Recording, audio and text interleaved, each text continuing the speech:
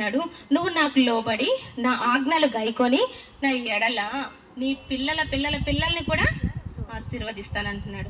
ఎప్పుడు ఆశీర్వదిస్తాడు?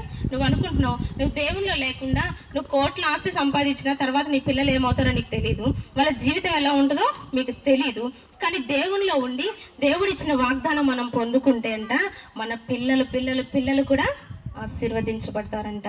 అంతే, అదే కదా దావీదు మహారాజు దేవుడిచ్చిన వాగ్దానం. దావీదు మహారాజు దేవుణ్ణి అమితంగా ప్రేమించేవాడంట, దేవునికి బాగా ఇష్టంగా ఉండేవాడు. అందుకే దేవుడు అంటున్నాడు, ఆయన ప్రేమను చూసి ఆయనతో అన్నాడు, తరాలకి నీ సింహాసనం మీద నేను ఒకరిని ఉంచుతానన్నాడు. అట్లా దావీదు మహారాజు చనిపోయినా సొలొమోను మహారాజుని ఎక్కించాడు. తర్వాత తన కుమారుడిని, అట్లా ప్రతి ఒక్కరు తన కడుపున పుట్టిన దగ్గర నుంచి ఎక్కుతూనే ఉన్నారు సింహాసనాన్ని. కానీ దేవుడు ఎవరిని తోసేయలేదు. వాళ్ళు తప్పిపోయినప్పటికీ కూడా ఆయనకు మాట ఇచ్చాడు కాబట్టి ఏం చేశాడు? దేవుడు నిలబెడుతూనే వచ్చాడంట. ఇంకొకటి, దావీదు మహారాజు చనిపోక ముందే తన కుమారుడు సింహాసనాన్ని ఎక్కడం చూశాడా లేదా? చూశాడు.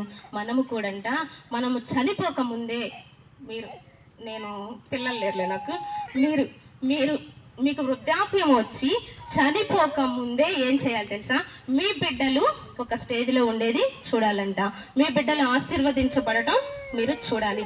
ఎప్పుడో వృద్ధాప్యంలో వచ్చి మీరు చనిపోయిన తర్వాత మీ డబ్బుతో వాళ్ళు సుఖించి తర్వాత ఆశీర్వాదం చూసేది కాదు, కానీ మనము బ్రతికి ఉండగానే మన బిడ్డల ఆశీర్వాదం చూడాలంట. అది చూడాలంటే ఏం చేయాలి? దేవునికి నీతిగా బ్రతకాలి. వ్యర్థమైన వాటిని మన దగ్గరికి రానియకూడదు.